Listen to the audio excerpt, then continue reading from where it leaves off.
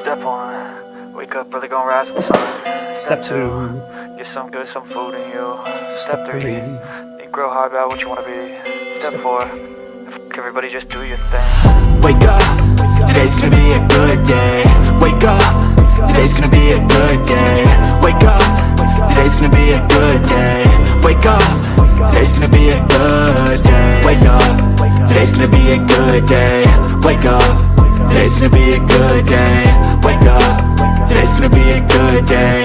Wake up, today's gonna be a good day. Set your affirmations, aspirations. I got shit to do, the aftermath of preparation. Good food, good mood, blood in circulation. One step at a time, yeah, that's how you make it. Set a goal you control and the steps you take them. I try to pick one thought, have some concentration. And if I make a mistake, it's called education. I try to do this every day, call it replication. Wake up, today's gonna be a good day. Wake up, today's gonna be a good day.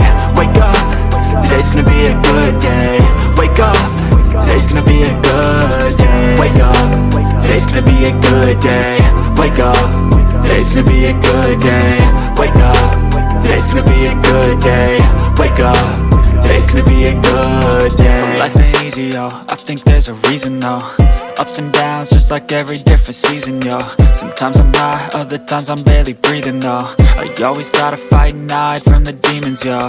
Negative thoughts are poison, they ride, Head full of flies, so here come the clouds, They'll never stop unless I can swap all the bad for the good in my head when I'm lost, Yeah, so I'ma fake it till I make it. Positive thoughts are overtaken, I got patience. One day at a time is how you operate a cadence. A flow, you grow, you show yourself a foundation. Stay away from all the shit that causes temptation. I know that I like to do it cause it's sensation. I live my life in my head like a narration. Don't expect greatness, do my best, man, I'll take it. Wake up, today's gonna be a good day. Wake up, today's gonna be a good day.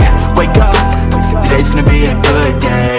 Wake up, today's gonna be a good day. Wake up, today's gonna be a good day. Wake up, today's gonna be a good day. Wake up, today's gonna be a good day. Wake up, today's gonna be a good day. Wake up, really gonna rise with the sun. Step 2, get some good, some food in you. Step 3, think real hard about what you wanna be. Step 4, everybody just do your thing.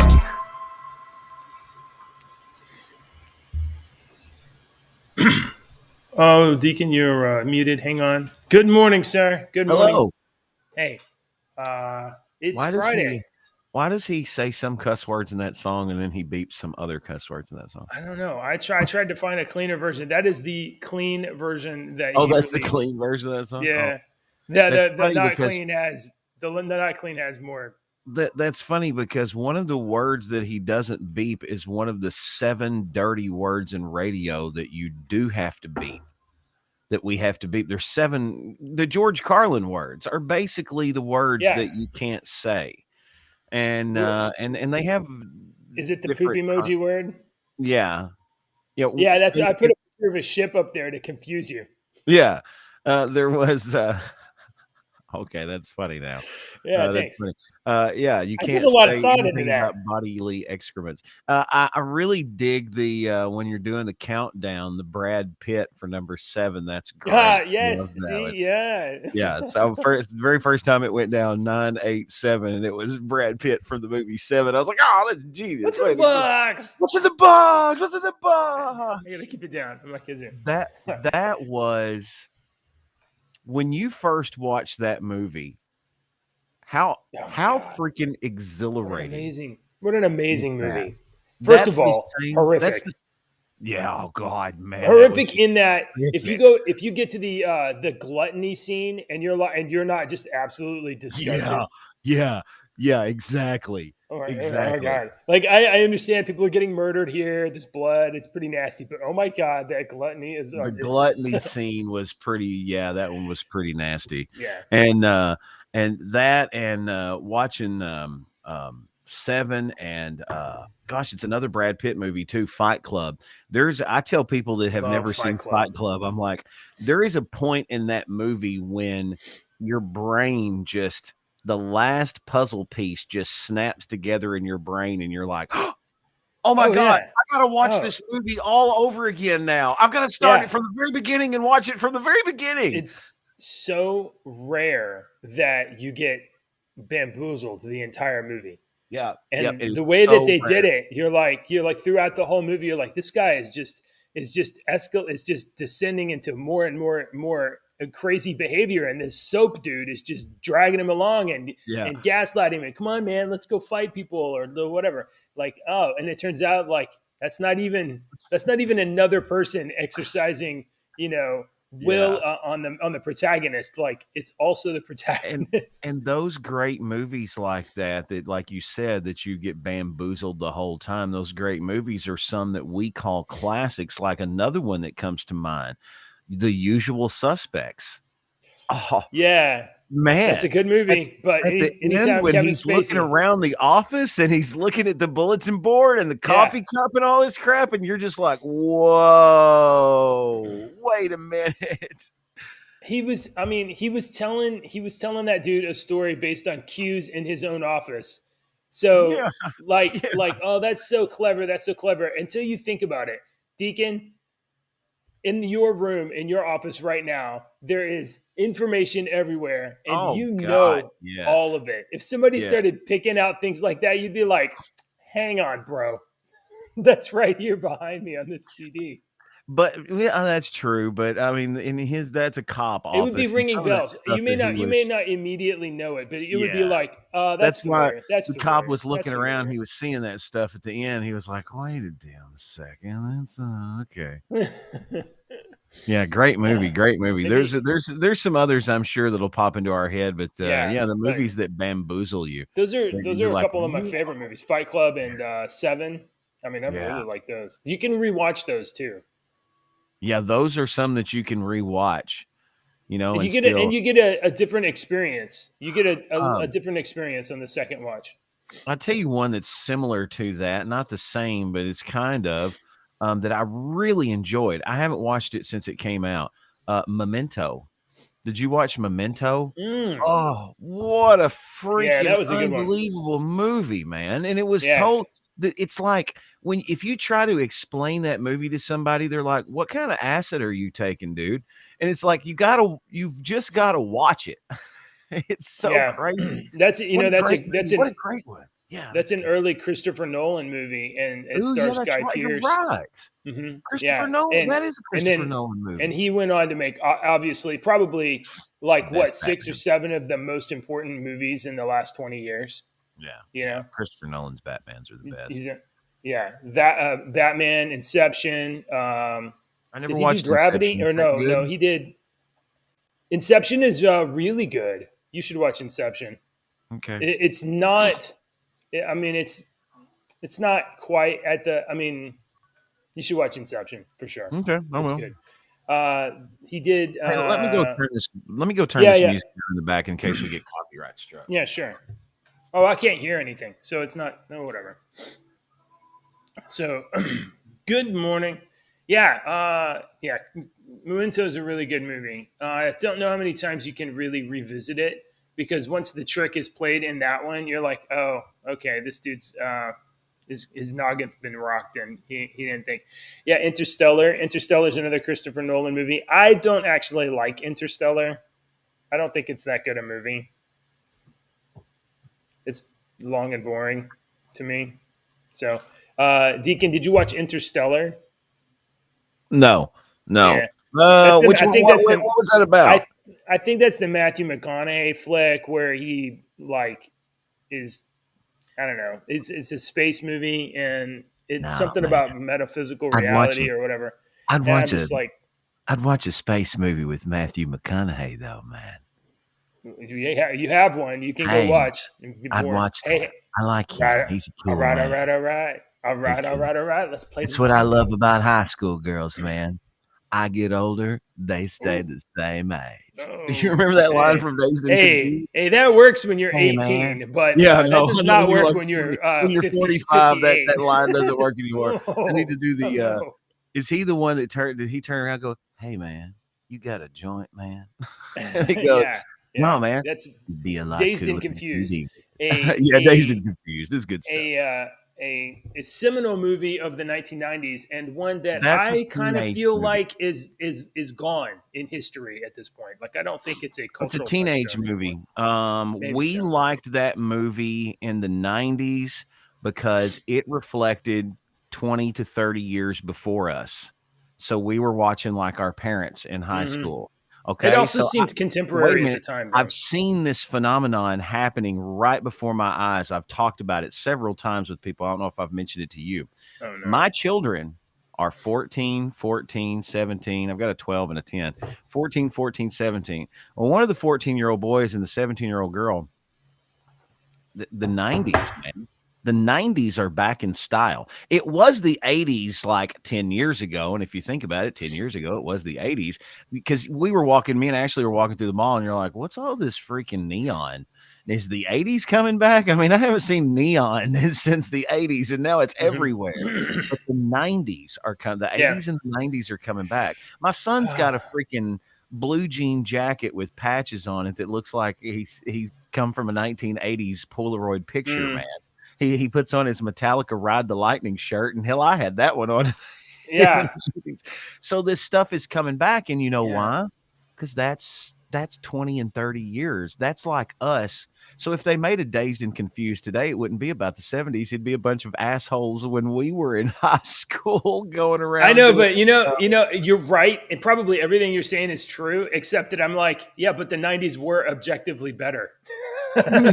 You're right. They Yeah, were. they were because we were It's there. it's Yeah. not like in the 80s we were pretending the 60s were great instead of the 90s, instead of the 80s. In the 90s, 90s were they great, were but bell when I bottoms, and was they were pretending that the 70s were when I better. was younger, I always wanted to be. I always said, "Oh, I wish I would have grown up in the late '60s, early '70s, because that was the coolest. They had the coolest music and the coolest style and the cool. That's what I wanted to." Then my son says, "You grew up in the best time." I'm like, "What?" We really did, Deacon. We really did. No, we grew up in the best time. All right. So it's not every morning. It's not every, I mean, most mornings I do pick out stories that I think are a little bit like either sensational a little bit or something that I think that we need to talk about or sometimes it's just interesting. And in the mornings, I generally have to think about like, well, what could I cornerstone the show around? What could I name the show around? And this morning I'm flipping through the news and I read something and I'm like, this bitch. Uh-oh. And it made me so mad. It made me so angry that I was like, well, obviously I have to put this into the show. And I don't think you've Okay. had time to even read the show notes. No, I haven't seen anything. So yeah. Who keeps messaging me on Discord? Leave me alone. So I saw this on Revolver News. First, I'm going to go to the source they cite, and then I'll go to the Revolver News. Deacon, yesterday maybe it was a couple days ago. We talked about Stacey Abrams, the governor candidate in Georgia who lost the 2020 election and then continued to deny that it was a stolen election and whatnot. And she's running again, and she's about 11 points behind Brian Kemp. So you are aware of the Stacey Kemp that I'm speaking of. Hang on. I was answering something. Stacey Kemp. Stacey Adams. Stacey Adams. Yeah. Stacey I know Adams. Stacey, I'm sorry. I'm getting words mixed up. No, you're all good. right. Well, let me just let me play a clippy clip. How do I do that? That's the wrong button. This one here. Let me just play a little clippy clip. Edge, Twitter. This is posted by the RNC, which is the Republican National Committee. So, take it for what it's worth that it comes from the Republican research. So if you discount anything Republicans say, that's fine. Go ahead. The tweet says, Georgia Democrat Stacey Adams, quote, there is no such thing as a heartbeat at 6 weeks. It's a manufactured sound designed to convince people that men have the right to take control of women's bodies, of a woman's body. How Hold on, Deacon. Okay. Hold on. I don't know if that is enough to make you angry, because it certainly made me angry. I have 5 fucking children. Hold on, Deacon. Yeah, this is a pressure building moment. You can hold on to it for just a second, and it'll be so much worse. Okay. Oh, just in case you didn't hear that. No, I didn't. You got to unmute it. It's not Oh, playing. is it? It's not. It's muted. Oh, I unchecked the thing. See, this is why I need assistance on the show. Share audio. Okay, share audio's on. Oh, that's the wrong page. Damn it.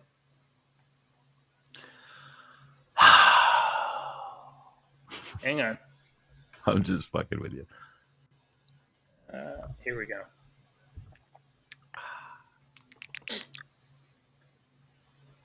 Is a heartbeat at 6 weeks. There is no such thing as a heartbeat at 6 weeks. There is no. Can you hear it now? Yeah. Stop doing that. Yeah. Let it play all the way through. Yeah, they start the clip at like 0 seconds. So here it comes.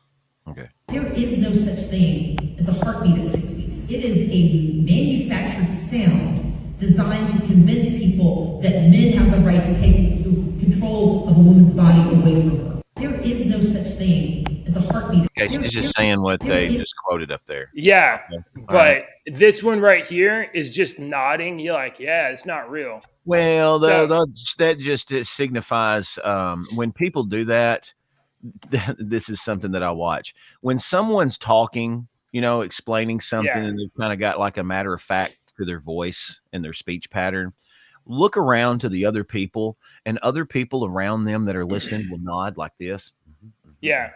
Those people are your followers. Those people are your automatic pawns. Yeah. Those are your grunts. Those are your followers. Those are the ones that will do whatever you want. And you can convince them. You can brainwash them. It's the people that are sitting back and are, listening carefully, furling your eyebrow or furling their their brow and listening carefully. Or those are the ones that you really need. It's the people like her that are, She's not listening to her. You're right, Stacey. She's just agreeing with her because of who she is. And I see that all the time. So obviously she's given some speech. The RNC got a clip of this comment, and then RNC posted it online. So the Washington Post fact checker weighed in and says, "Oh, for what it's worth, fetal heartbeat is a misnomer. The ultrasound picks up electrical activity generated by an embryo. It's called a heartbeat sound you hear. It's actually created by the ultrasound. Not until 10 weeks can the opening and closing of the cardiac valves be detected by a Doppler machine." It's so this created by actually full of shit. No, wait a minute. They're right. It's created. Stop rolling so I can see that. And read it again. The ultrasound picks up an electrical activity generated by an embryo. The so-called heartbeat sound you hear is created by the ultrasound. Not until 10 weeks can the opening and closing of cardiac valves be detected by a Doppler machine. Okay, that all may be correct, but that's the same fucking thing as these goddamn pictures that we're getting back from the James Webb Telescope. Remember what you said, JJ? Those are artists' rendering of pictures. It's an interpretation. Those picture that the telescope took a little snappy snap up there, and this is the same thing. You're right. The ultrasound is transferring and making that sound in the same sense that my radio antenna is broadcasting the sound, and I'm not really coming out of your car radio. I'm not. That's coming. So the embryo is making a sound.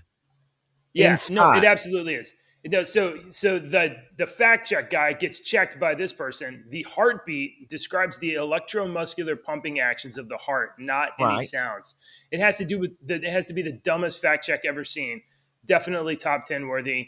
And that's exactly right too. It don't have anything to do with sound. It has to do with the pumping of the muscle. Yeah, you're watching ultrasound is it uses sound waves and then reflections to capture data because this is all up in the hoo-ha and all of that stuff.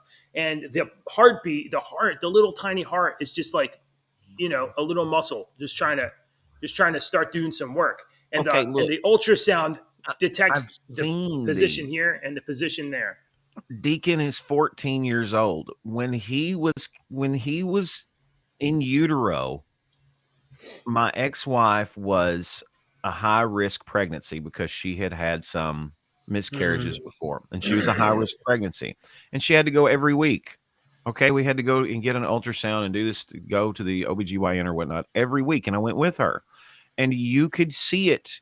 You can see it. It moves, and they're like, Yes. "Oh, it's 160 something, whatever." And Yeah, I remember it's so going, fast. Yeah, I remember saying, "Oh my God, is that really quick?" And they're like, "No, that's normal." And when you heard it, when I heard my son's heartbeat for the first time, the you know, the little, it was like an unbelievable. That's the switch that goes off in most parents' heads. Yeah. When you You're like, become "Oh, a hold parent, on, what's going on here?" the switch flips in your head, and that was the switch moment for me.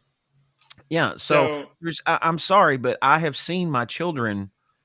I seen his little face. I seen the little.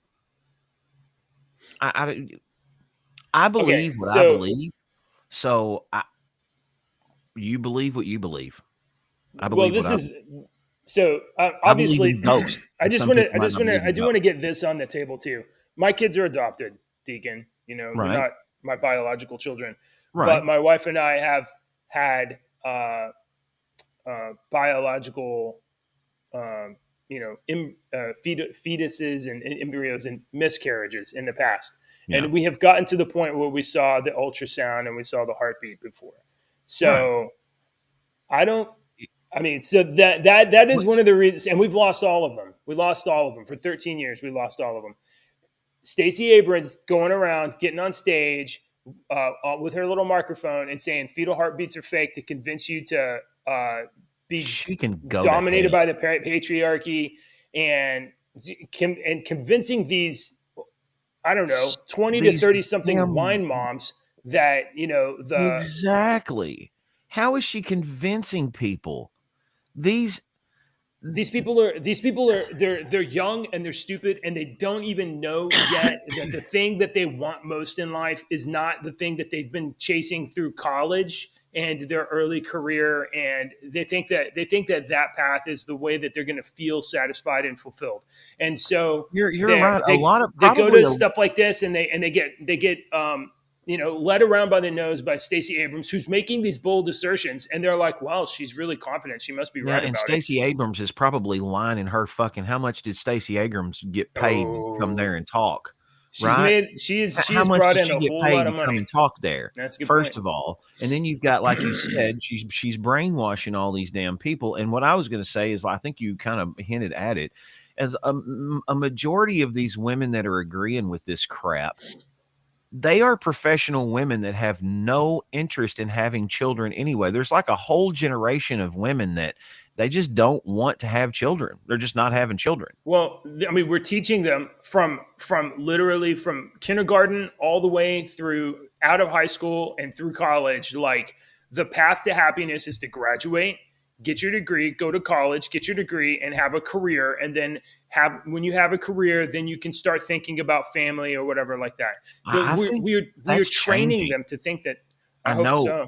And you're right. You are exactly right about that. We were trained to be that way because me and you, that's how I was trained. Oh, you got to you got to get a degree to have an opportunity. Got to do this. But I honestly, from what I see, I mean, I try to observe, because I know things change. And as much as I want everything to be the same, it's not. And we're living in a very interesting point in history, the most interesting changing part of history we live in. Okay. The most quickest changing point of history. So I really think a lot of these kids today they see how hard that we, the parents, work, and they're like, I'm not doing that shit. I'm going to do what I want, to have fun, and I'm going to, live my life, and I'm not going to work 8-9 hours a day. I worked 16 hours yesterday. I was at this radio station for 16 total hours yesterday. I left at 10:15 last night. I went home. I ate a cold piece of pepperoni and pineapple pizza that I picked. Oh, that's good stuff. Ashley loves it. I love pineapple. She loves them, and I don't mind it, depending on who makes the pineapple. That was my argument when people say, "Oh, you like pineapple on pizza." It just depends on the pizza. All right, some pineapple pepperoni. I pizza actually is love gross. pineapple mushroom. Pineapple mushroom Oh, is really? great. Yeah, Oh, yeah, really? that's what I'm I a do. big Yeah. pineapple fan. I could eat pineapple, but Okay.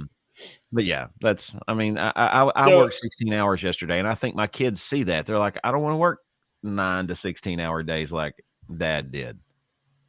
You know? So I just want to.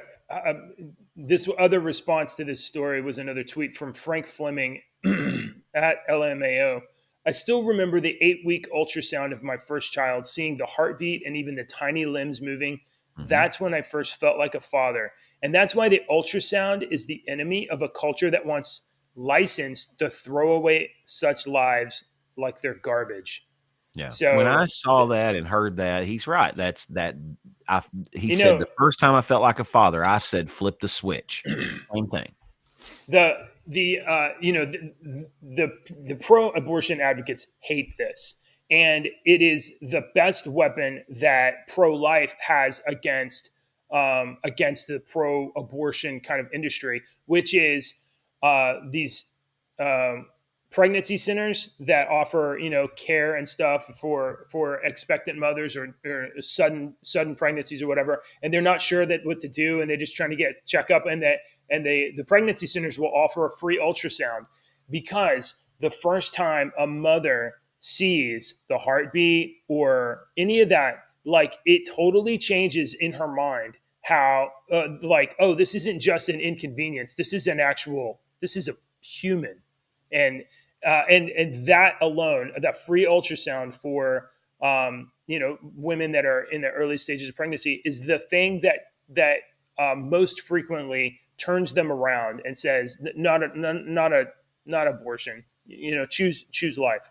So the left, they hate the fact that pregnancy centers offer free ultrasounds because it's the most compelling persuasion that the No, pro-life side can offer to a young mother. I mean, also, and I hate to say this, but this is just life. This is just how it is.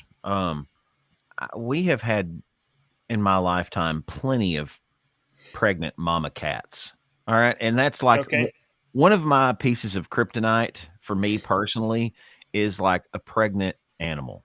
I feel like it's my responsibility to take care and nurture this pregnant. I don't know why. I don't know why. It's just a weird thing with me. So when our cats would become pregnant, I'm like, oh, I got to take care of her and give her extra food and all this and whatnot. Some some mothers, some of these mother cats are That's true. they're shitty. They're just the shitty. They don't do anything. They have the baby and walk away. We've had Right. the cat had the babies and walked away. And you have to feed, and they, some don't make it, Right. and I have to say that that's probably this. It's Oh, not for probably, sure. it is the same with humans. There's Yeah. some women that have no business whatsoever ever reproducing. There was a Ever lady trying last week to- that drowned 3 of her kids on a Long Island beach. Yeah, there's some humans that are just not suited. They Yeah, can't. yeah, You're right. no, yeah, yeah. But So I mean, and Stacey Abrams is probably one of those, because she yeah. absolutely believes in this, You and think she's leading maybe around young, does she impressionable, and have stupid kids? people by the nose and telling them like, oh, whatever. Okay. So, by the way, Stacey Abrams is still losing in her race by 11 points. So, F Stacey, the hell with Stacey Abrams and Hang her on. Does death cult, Stacey because that's what Abrams it is. have I think a it's a death family? cult. Abrams is the second of 6 children. Her siblings, I don't want to know about her siblings. I want Yeah, to know, does she have children? I I want don't to think so. know her personal life, Wikipedia. Well, Okay, let's pivot she does have slightly, but not children. that I far. feel sorry for them, considering Yeah, no that kidding. she's sitting here saying that she could have killed Oh, them. I don't think she has children, yeah. and that makes I, a I lot of would, I sense. would, I would happily put a bet against it. It's, It doesn't say that she's married or has children. Her mother and father are the Reverend Carolyn and Reverend Robert Abrams. if So I if don't if I think was that going to put a she's bet on it, it wouldn't be that she has children. I'd bet she has a frequent flyer card at an abortion she's clinic in probably her a neighborhood. lesbian. I'm not saying that in a derogatory. She's probably a lesbian. She emits that vibe. She's, All right. she's So never been married. She doesn't have kids. Yeah. 1 + 1. So, so Deacon, let's stay on parenting and kids, but we're gonna get off of Stacey Abrams. Oh, who wouldn't want to get off? Gross. Ew, oh God. Oh my God. Let's just change the subject here. COVID shots for young kids arriving in June, but few have received them. This is from the Washington Post, sir. Washington Post. Did you know? Do you have kids under 5? No. You don't? Okay. So in June, maybe you don't know, the Food and Drug Administration authorized the emergency use of COVID vaccines for children younger than 5 years old.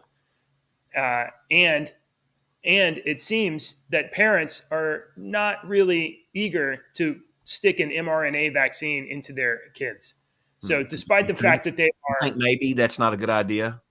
So it seems like parents are maybe not slightly reluctant. So I don't know why. I don't know why you wouldn't just stick some experimental shit in your kid. Why not? Even in places, the whole fucking world says it's cool. It's all right. Yeah, right. It's all right. It's okay to jump off this bridge, everybody. It's okay. There's no side effects. Even in places with strong pro-vaccine sentiments, few young children have received shots, including in the District of Columbia, which has the highest percentage vaccinated. In D.C., barely 21% of children 6 months to 4 years old have received one shot, and just 7.5% have received both doses, according to the CDC.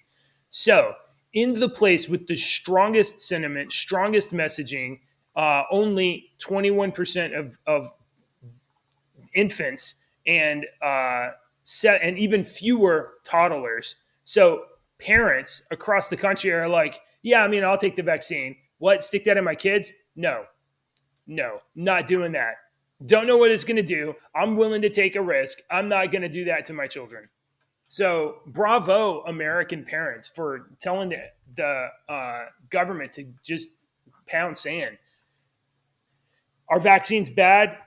Probably not, but we don't know what they're going to do to us long term. And parents know that we don't know what they're going to do to us long term. So when you weigh a risk of risk versus reward, when you know that children are basically not they're the least danger, the group least endangered from this thing, and we don't know what the results of some manufactured mRNA vaccine, a technology that's been around for 2 years, maybe. It doesn't matter, JJ. You doesn't. All this that you're saying does not matter, because whatever the herd says is what you're going to do. And if you buck against the herd, you will be ostracized. I'm proud of American parents for saying no. This. I have been. They're not protesting. They're just times. They're just like, yeah, vaccines, mandates for sure. My kids, I'm going to slow walk this and maybe not do it at all. Not doing it at all. So if that's the attitude you got to take, parents, take it. Protect your kids. I think there's too many people in the world today that care too much about what everybody else around them thinks of them. When you go and you're standing in line for coffee, I know you don't, but just hypothetically, if you're standing in line for coffee, are you concerned about what everyone else in the coffee shop thinks of you if they were to look over at you? Because that's one of the things that, you better come back. I've got to talk in 20 seconds. And he's not coming back. I'm here. I just. Okay. I did have to refill my coffee. Oh yeah, sorry, that was just a bad time. Hang on. I'm always in the middle of a fucking conversation when I have to talk. Hang on, I gotta. Yeah.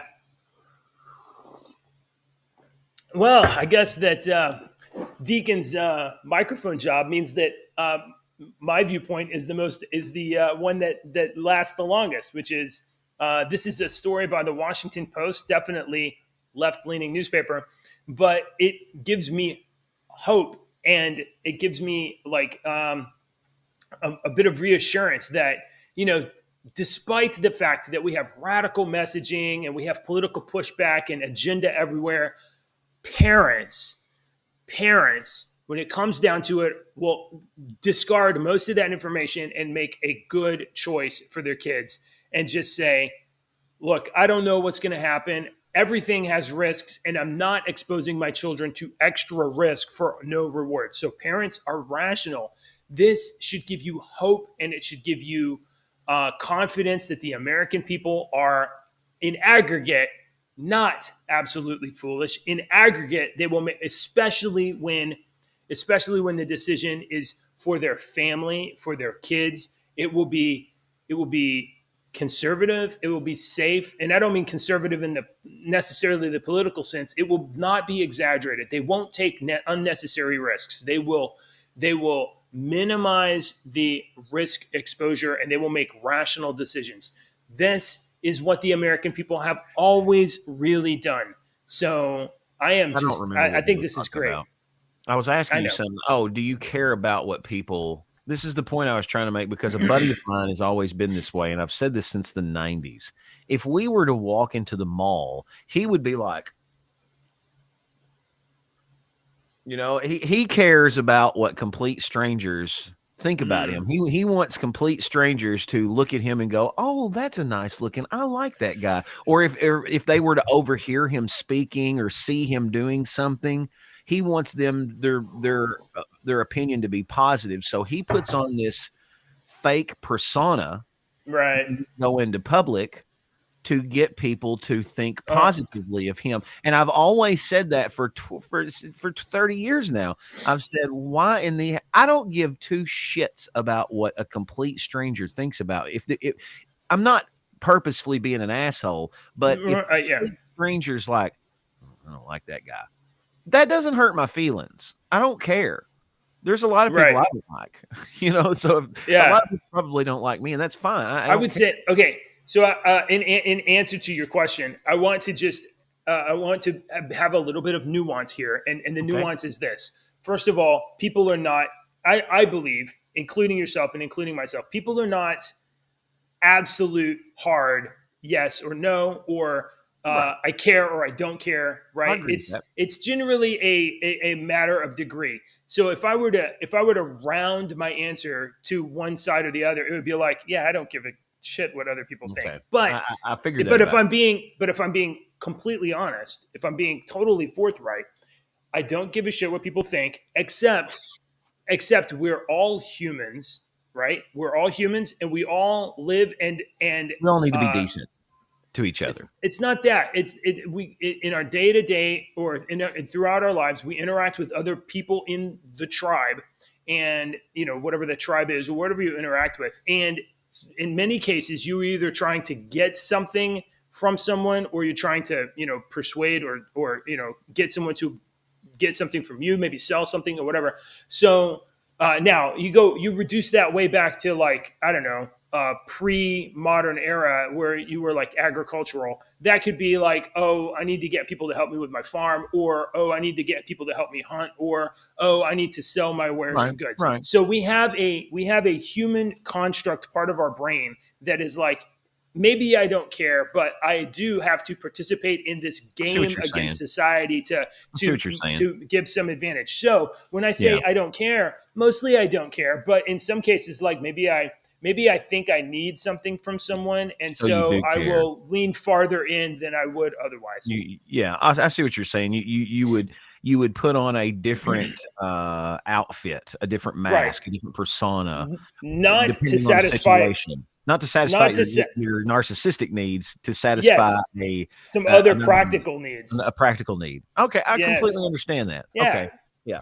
All right. Oh, look at that! We got a little, just like little nuggets of like insight and nuance on your two. But I think, I think there's too much of the. I agree completely with what you're saying, but I think that there is too much of the narcissistic attitude in our society today, of the narcissistic, like the woman that we were just seeing in the Stacey Abrams video, Oh yeah. JJ, Well, I mean, dude, we have most of the Twitter time when and I catch Instagram myself, and all of this, and all of these young people growing up on social media, and the only dopamine that they get are the positive neurochemical response they get when they post something and it gets likes or it retweets gets on likes or Twitter or hits or whatever. something like that. Yeah, yeah, you're right. That So is, yeah, we've got narcissists. We've got an entire generation of super narcissists yeah. I mean, you're doing exactly right. selfies. You know Super what I mean? narcissists is what we have. Yeah. All right. And this whole, there's a whole new. There was a syndrome that came out a long time ago, and they called it Munchausen's by proxy. Have you ever heard Oh of yes, I've heard Munchausen of by this. proxy? And so I really think that this syndrome has morphed into the over the years with Facebook and Instagram and stuff like that. The original, I don't know if it was the original woman, but the one woman that had Munchausen's by proxy, she had a child and the child died, and she got a lot of sympathy because her child died, and then she adopted some other children, and yeah, I see that. She adopted children, and I don't remember if she killed them, the first ones, or they died on their own, but she got the sympathy again, and she loved the sympathy. So she Yeah. started killing the children for sympathy, and they didn't catch her for years, and they called, the syndrome was Munchausen's by proxy. That was, oh, woe is me, look at me, woe is me, I need your sympathy. And we see that crap all over the place on Facebook and stuff today. Those people that aren't, look at me and look how fabulous my life is. It's, look at me, look how crappy everything is, look what's going on, don't you feel sorry for me? They feed off of Yeah. that. Oh, girl, prayers, sending you love. Is there anything I could? They feed off of that crap. A whole generation. Yep. For sure. They do. Okay, I gotta let's see. I want to get to we got one media thing that we're gonna hit in just a minute, but I do want to cover this. Just everybody needs to just kind of be aware about it and kind of keep your eye on it and see what's going on. Liz Cheney, obviously, you know who Liz Cheney is. She is one of maybe the only token Republican, in air She quotes was for sure, on the part of January 6th committee. She was with the Cheney sisters, that doo-wop group back in the 60s. Is that who she was? This is Devil Dick Cheney's daughter. Oh, I Yeah, thought they sung that. Republican, Doo-wop. no, congressperson from Wyoming who has already lost her own primary, so she is out of the next House session. But she is, she's still serving member now on the J6 committee and in the House. Well, she submitted a bill to the House, which has already passed the House. So this is already passed the House. Now, the way the law works is a bill originates in the House or in the Senate, and then once it passes that chamber, it goes to the other chamber for ratification. Usually there is some differences in languages, and once each bill passes their own, they go to reconciliation committee, which exploits a bunch of different rules to get legislation through easier than it does if they were to do a full vote on the text as is. So this Cheney bill has passed the House. A different version of the bill has passed the Senate. So these will get probably reconciled and then go. And then so this is a lot farther along in the process than is necessarily good. After a bill passes the House and the Senate, it goes to the president, and he can either sign it or veto it or not do anything, pocket veto type thing. Okay. But our current Congress is Democrat House, Democrat president, and Democrat-controlled Senate. So they have all three chambers, which means that the likelihood of legislation like this getting through is higher than it would be if we had the optimal system of complete gridlock and nothing gets done. That's the optimal system for me. I don't want Congress doing anything. They only ever make things worse.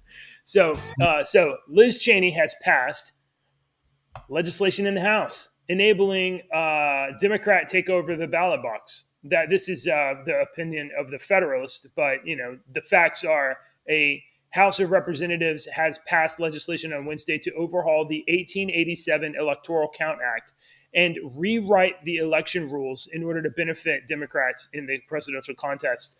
Proposed by GOP, that's Republican Wyoming Liz Cheney, and Zoe Lofgren, a Democrat from California who is under Cheney on the J6 committee.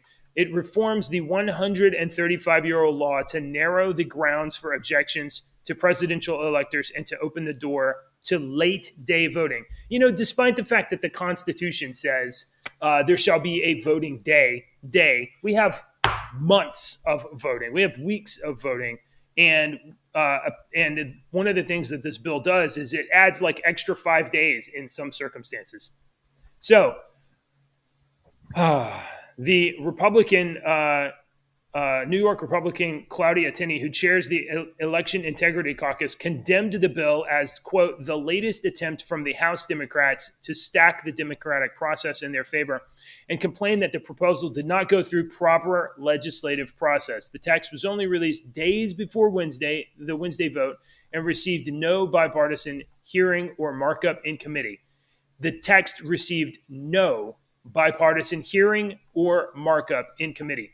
So the legislative process, let me read a couple steps down. So a Liz Cheney or whoever, or maybe some corporate interests, will submit a bill to a representative. They'll submit it to the House. It goes into the hopper. The hopper is just consider it just a box on the floor of the House. And the Speaker of the House, Nancy Pelosi, Skeletor, decides which bills go for consideration to committee and which do not. That is, she has the power of scheduling. So she can schedule bills to go to committee, or maybe she doesn't schedule a bill at all. That happens all the time. So she scheduled this bill that went to committee. Usually in committee, there will be a small group of representatives that are focused on that particular topic, in this case, election law or whatever, and that each committee will be equitably made up of representatives from both sides of the aisle, and they will have opportunities to propose amendments, to have debate, to whatever. This got no markup. It got no bipartisan hearing. It went to committee and immediately passed out of committee and back to the House floor. This is, and for the purpose of changing the way that you count the votes. So who's that going to benefit? So and why do you do stuff like, we submit it, and then you can't read the text, and then vote on the bill? Quick vote on the bill. Why do we do stuff like that? That is not how we make intelligent, informed decisions about what should be law. No, this is a political game right here, where establishment, Republicans and Democrats, are trying to constrain the ability of citizens to direct their government. So this is going to pass the House. It'll get reconciled with the Senate. Joe Biden is going to probably end up signing something shortly before the election. And believe you me, this is all an attempt to make sure that the establishment can control the outcomes in 2.5 months or 2 months. So you should be aware of that. And maybe you should write to your senator or your congressperson and be like, hey, yo, what are you doing? I was over on the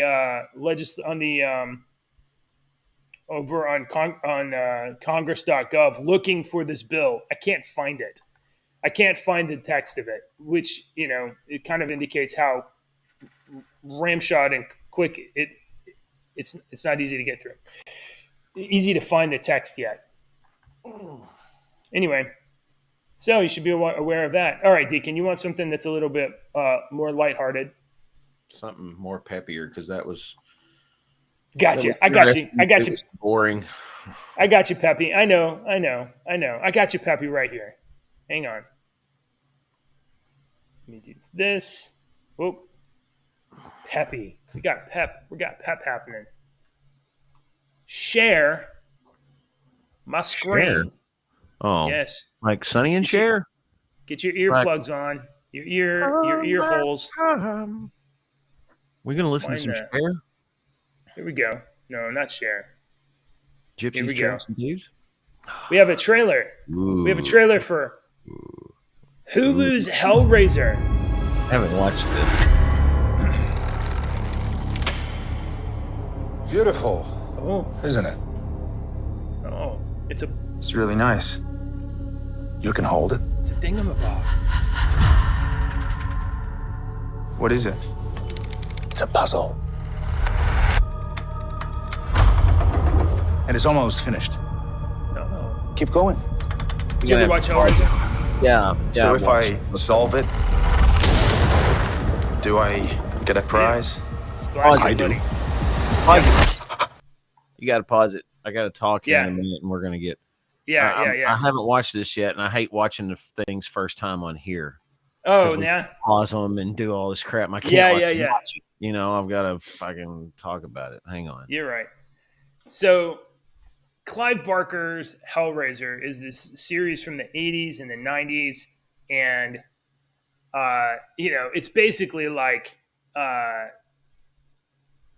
sort of this, like, I don't know. I consider it kind of like the 90s. My feeling of it is it's a very 90s kind of version of classic splash horror with this interdimensional, like androgynous, like beings from another reality or whatever. But it was basically like Hellraiser. Yeah. I'm just talking about Yeah. Hellraiser. So it was. I feel like it was kind of like, you had the 80s. You had like Jason and Friday the 13th and kind of like, more classic horror stuff. And then in the 90s, the 90s spin on it was a lot of Hellraiser. And there was like a lot of Hellraiser movies, but they were very like. Oh, the Hellraiser was all through all through the 80s, man. When I would go to when I'd go to the video store, you'd go over to the horrors and the Pinhead being on those. I love that. Yeah, so but it was always kind of like this like weird leather-bound, dark, maybe androgynous thing. But it's not just Pinhead. There's these other creatures that this little box summons. Symbiotes or whatever they were called. Yeah, something. Cenobites. Yeah. So Clive Barker's been doing this for a long, long time, like making these Hellraiser movies. And so you saw the little cube thing a minute ago, but it was all stretched out and weird looking. So they always kind of change it. I think one time it was even like round, maybe. Okay, so here's our. Looks like it cut him.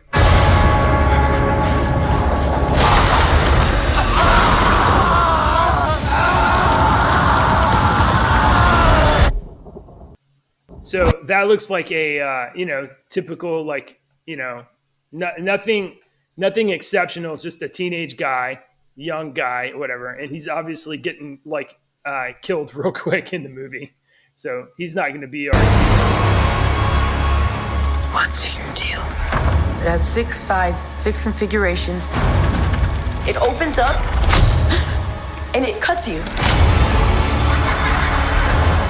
And then they come to collect. I don't know where I know that chick from. Which one? The girl? Yeah, I gotta look it up now. Yeah. It's on something that I watch all the time. On the hierarchy of horror movie franchises, where do you place Hellraiser? Oh, like, what's your favorite series? No, it's not there's my like the favorite. Friday the 13th series, and then there's the Freddy series, and then there's the. No, it's not my favorite series, but it's good. They're good. I never liked I like the Halloween ones. Yeah. And then I like Jason. I like them all for what they are. You can't really put them up against each other because I like them all for what they are. They are what they are. Jason movies can't be like compared to the Freddy movies because they're two completely different movies. That's true. Two completely different styles. I was trying to find the so Pinhead is played by a girl. Yeah, that's where I haven't got to yet. Pinhead's played by a girl. Yeah, so we're gonna see how intimidating you think this shadow reveal of Pinhead is, and just how scary it's gonna be. Well, I was trying to find who that girl is right there. Go ahead. I've seen her a million places or something that I watched. I think her name is in the article here. So there's some of those other creature monsters. It's time. Greater delights await. We wish to see you proceed. Feed it. Their blood, their pain,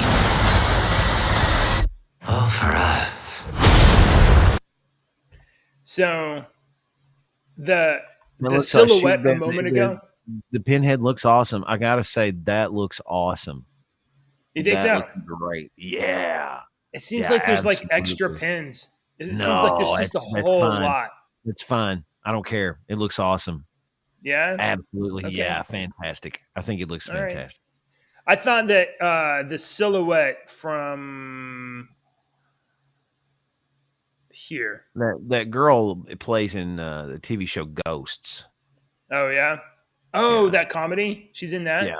Yeah, the Oh, okay, girl okay. that's screaming or whatnot, she's one of the ghosts in Ghosts. Ghosts and Ghosts. So I just my visual impression of this is that I do not find this silhouette to be particularly intimidating, which is it's a Well, backlit silhouette of the doesn't have Hellraiser.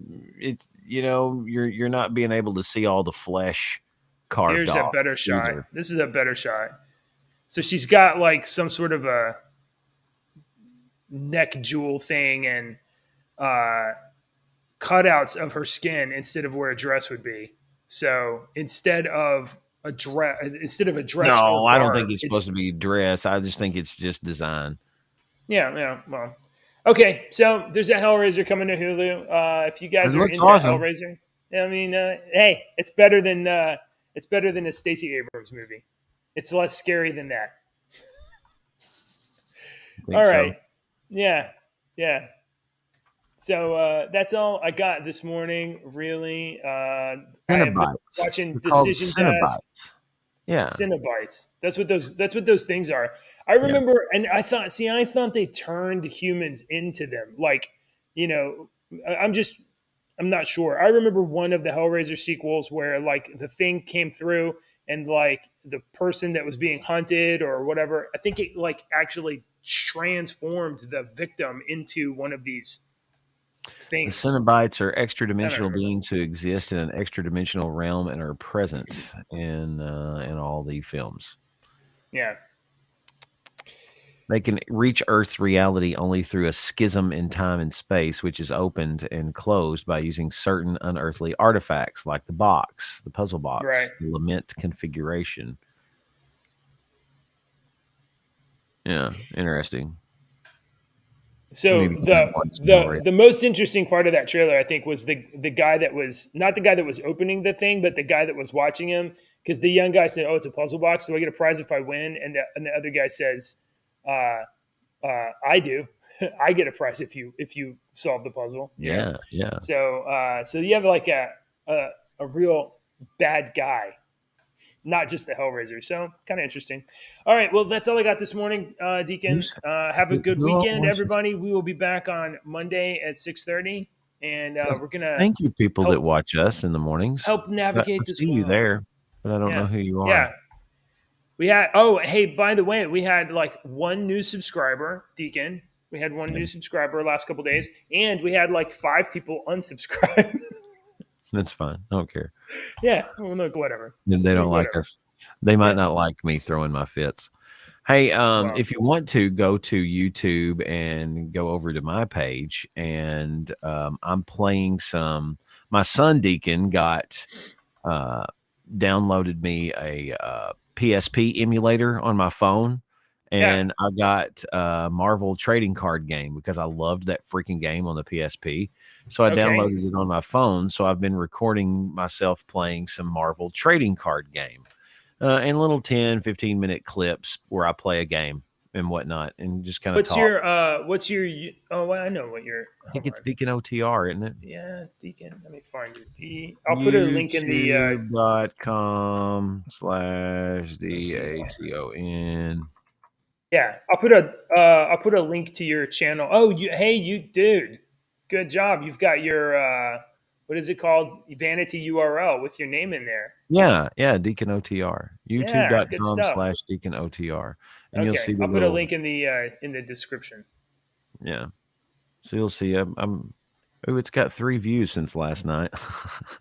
It's just me playing freaking Marvel trading card game. It's just and talking. I'm not doing anything. So I'm gonna put your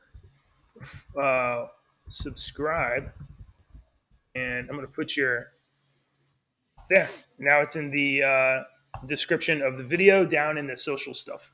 So Okay. go check that out. Watch Deacon's stuff too, guys. Go sub to Deacon. That way he will erupt beyond me and leave me behind. That's not going to happen. It's not impossible. Very, very possible. All right. Good morning, guys. Have a good week. We'll have a good weekend. Thank you, man. And we'll see you next week. Bye. Bye.